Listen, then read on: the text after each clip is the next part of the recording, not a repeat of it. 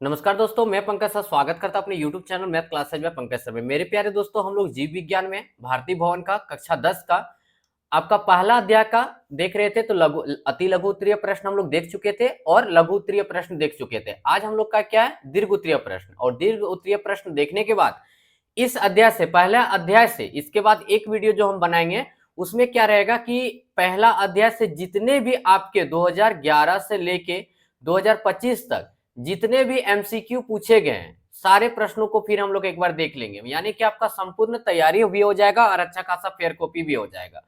तो चलिए हम लोग दीर्घ उत्तरीय प्रश्न में अगला प्रश्न देखते हैं। सबसे पहला प्रश्न दिया गया है, क्या पोषण किसे कहते हैं? जीवों में होने वाली विभिन्न पोषण विधियों का उल्लेख करें। ठीक है, यह प्रश्न दिया गया है। अब बोला कि वह विधि जिससे जीव पोषक तत्वों को ग्रहण कर उनका उपयोग करते हैं पोषण कहलाते हैं।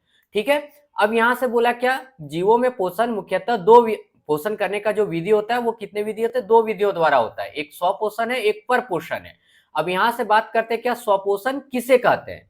इस प्रकार के पोषण में जीव के लिए अन्य जीवों पर निर्भर ना रहकर अपना भोजन स्वयं संश्लेषित करते हैं, जैसे हरे पेड़ पौधे। यानी स्वपोषण तो हम लोग को पता ही है कि स्वपोषण किसे कहते हैं। स्वपोषण उसे कहते हैं जो अपना भोजन क्या करता है, स्वयं बनाता है। जैसे पेड़ पौधा हो गया तो ये सब अपना भोजन स्वयं बना लेता है।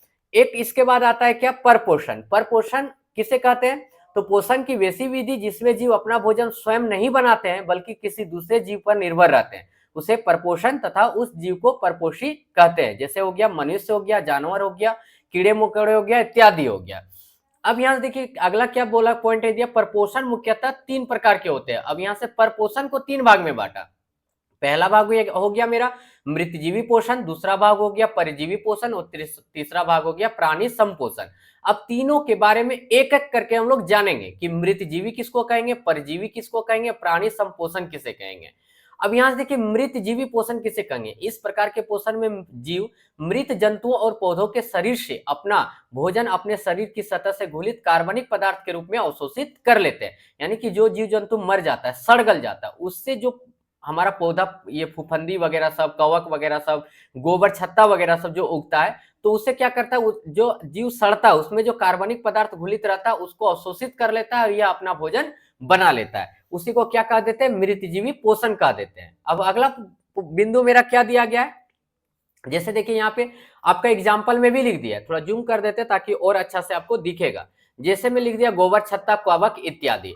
अब यहां से देखिए अगला बिंदु मेरा दिया गया परजीवी पोषण किसे कहते हैं। इस प्रकार के पोषण में जीव दूसरे प्राणी के संपर्क में अस्थायी या अस्थायी रूप से रहकर उससे अपना भोजन प्राप्त करते हैं। ठीक है, अस्थायी या अस्थायी रूप से रहते हैं। बोला क्या, परजीवी पोषण में क्या होता है, इस प्रकार के पोषण में जीव दूसरे प्राणी के संपर्क में अस्थायी या अस्थायी रूप से रहकर उससे अपना भोजन प्राप्त कर लेते हैं। एक अब मेरा आता है क्या, प्राणी संपोषण। तो प्राणी संपोषण किसे कहते हैं? वैसा पोषण जिसमें प्राणी अपना भोजन ठोस या तरल के रूप में जंतुओं के भोजन ग्रहण करने की विधि द्वारा ग्रहण करते हैं, प्राणी संपोषण कहलाते हैं। जैसे में आ जाता है मेढक, आ जाता है मनुष्य, गाय, बकरी, ये सब जितना आता है सब प्राणी संपोषण में आ जाता है। अब यहां से अगला प्रश्न मेरा दिया गया है क्या, प्रकाश संश्लेषण प्रक्रिया को संक्षेप में समझाइए। अब बोला है क्या, यहां से देखिए जिस प्रक्रिया के द्वारा पौधे अपना भोजन तैयार करते हैं उस मूलभूत प्रक्रिया को ही क्या कहा जाता है, प्रकाश संश्लेषण कहा जाता है। ठीक है, जिस प्रक्रिया द्वारा पेड़ पौधा जो अपना भोजन बनाता है उसी को प्रकाश संश्लेषण कहते हैं। इस प्रक्रिया में पौधे सूर्य की प्रकाश की उपस्थिति में ठीक है, प्रकाश की उपस्थिति में क्लोरोफिल, CO2 और H2O की मदद से अपना भोजन तैयार करते हैं। अब यहां से अगला प्रश्न मेरा क्या दिया गया है, एक प्रयोग द्वारा दर्शाए कि प्रकाश संश्लेषण के लिए क्लोरोफिल क्यों आवश्यक है। बोला कि एक प्रयोग द्वारा आपको बताना है कि प्रकाश संश्लेषण में क्लोरोफिल यानी पर्णहरित क्यों आवश्यक है। बोला है क्या, एक क्रोटन या कैलिलियम की चित्तीदार पत्ती को तोड़ें, उसकी हरी और सफेद पत्तियों को रेखांकित करें। इस पत्तियों को बीकर में रखें, पानी में डालकर कुछ देर उबालें और उबालने के पश्चात उसे गर्म अल्कोहल या स्प्रिट में डाल दें। अब इस अल्कोहल वाले बीकर को वाटर बाथ रखकर उबाले। यानी कि अब थोड़ी देर में देखेंगे कि स्प्रिट हरे रंग का हो जा रहा है, क्योंकि पत्ती में मौजूद हरा वर्णक क्लोरोफिल पत्ती से निकलकर धीरे धीरे अल्कोहल में घुल जाता है। जब पत्ती रंगहीन या हल्के पीले रंग या सफेद हो जाए तो बीकर को ठंडा होने के लिए छोड़ दें।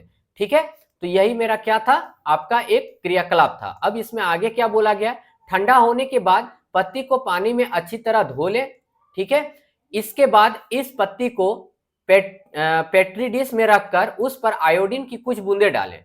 आप देखेंगे कि पत्ती के हरी चित्तियों वाला भाग गाढ़ा नीला रंग हो जाता है, परंतु पत्ती का सफेद चित्तियों वाला भाग नीला नहीं होता है। इसका अर्थ हुआ कि सफेद भाग पर आयोडीन का कोई असर नहीं हुआ। ऐसा क्यों हुआ? अब बोला कि हरी चित्तियों वाला मौजूद था, इसलिए उस हिस्से में प्रकाश संश्लेषण की क्रिया हुई जिससे उसमें मंड का निर्माण हुआ, परंतु पत्ती के सफेद चित्ती वाले भाग क्लोरोफिल उपस्थित होता है, इसलिए उस भाग में प्रकाश संश्लेषण की क्रिया हुई, मंड स्टार्च का निर्माण हुआ। इससे यह साबित किया कि बिना क्लोरोफिल के प्रकाश संश्लेषण की क्रिया संपन्न नहीं हो सकती है। ठीक है, अब यहां से देखिए अगला प्रश्न मेरा क्या दिया है, प्रकाश संश्लेषण के लिए CO2 आवश्यक है, इसे साबित करने के लिए एक प्रयोग का वर्णन करें। अब बोला है क्या, एक गमले में लगा पौधा लें, 2 दिन तक अंधेरे में रख दें। बोला है क्या, एक गमला लेने के लिए और उसको 2 दिन के लिए अंधेरे में रख देने के लिए बोला है। अब चौड़े मुंह की एक बोतल लें, अब चौड़ा मुंह वाला एक बोतल लेना है, उसमें कुछ KOH विलयन लें। अब उपरोक्त पौधों की एक पत्ती तोड़कर उसमें डालें और उसे बोतल में फटी कॉर्क के द्वारा इस प्रकार रखें, आधी पत्ती बाहर रखें और आधी पत्ती अंदर। ठीक है, ये देखिए यहाँ पे डायग्राम भी दिखा दिया गया है। ठीक है, इस प्रकार से रखने के लिए बोला है। अब बोला इस उपकरण को वायुरुद्ध करें और समय तक प्रकाश पत्ती को बोतल से बाहर निकालें।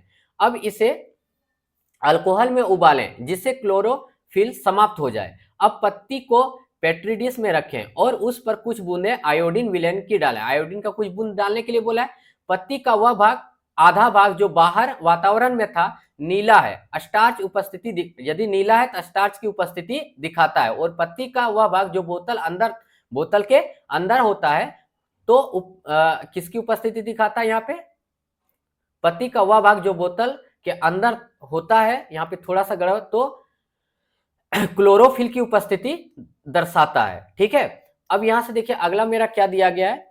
अब अगला प्रश्न दिया गया कि अमीबा का भोजन क्या है, अमीबा में पोषक का वर्णन करें। अब बोला कि अमीबा क्या भोजन करता है और अमीबा में पोषक का वर्णन करने के लिए बोला है। बोले अमीबा का भोजन शैवालों के छोटे छोटे टुकड़े, बैक्टीरिया, डायटम एवं अन्य छोटे एक कोशिकीय जीव तथा मृत कार्बनिक पदार्थ के छोटे छोटे टुकड़े इत्यादि है। सबसे पहले बोला गया था कि अमीबा का भोजन क्या है, तो अमीबा का जो भोजन है शैवालों के छोटे छोटे टुकड़े, बैक्टीरिया, डायटम एवं अन्य छोटे एक कोशिकीय जीव है तथा मृत कार्बनिक पदार्थ के छोटे छोटे टुकड़े होते हैं। ठीक है, अब बोला कि अमीबा में पोषक का वर्णन। अब देखिए अमीबा में पोषण किस प्रकार होता है। चित्र के अनुसार जब भोजन अमीबा के बिल्कुल निकट होता है तब अमीबा अपने कुटपाथ को बढ़ाकर भोजन को घेर लेता है। जैसे देखिए मान लीजिए ये अमीबा हो गया, ठीक है, ये अमीबा हो गया। अब देखिए यहाँ पे भोजन है तो इस प्रकार से कुटपाथ को आगे बढ़ाता है और यहाँ पे घेर लेता है, और कुछ क्षण के बाद ये पूरे इस तरह से घेर लेता है और शरीर के अंदर ले लेता है। ठीक है, कुटपाथ का अंतिम एवं पार्श्व भाग आपस में मिलकर, देखिए यहाँ पे आपस में मिल गया ना, मिलकर भोजन का रसधानी का निर्माण करता है जिससे जल तथा पाचक एंजाइम पाए जाते हैं। इस पाचक एंजाइम की सहायता से भोजन का पाचन होता है तथा पचा हुआ भोजन रसधानी से निकलकर पूरे शरीर में विस्तृत हो जाता है, यानी पूरा शरीर में क्या हो जाता है, फैल जाता है। अब देखिए अगला प्रश्न जो मेरा दिया गया था, बोला मनुष्य के आहार नाल का एक स्वच्छ नामांकित चित्र बनाए।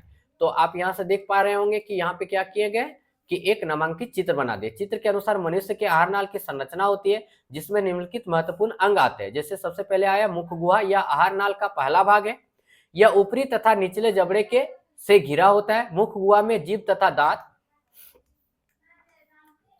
होती है। अब एक आया था प्रश्ननी। मुख गुहा का पिछला भाग प्रश्नी कहलाता है। इसमें 2 छिद्र होते हैं, एक है निगल द्वार जो आहार नाल के अगले भाग यानी ग्रस नली में खुलता है, तथा दूसरा मेरा है कंठ द्वार जो श्वास नली में खुलता है। एक आता है इसके बाद क्या, ग्रास नली। यह अब बोला क्या, यह एक नलिकाकार रचना है। मुख गुहा से लार से सना हुआ भोजन निगल द्वार के द्वारा इसमें पहुंचता है।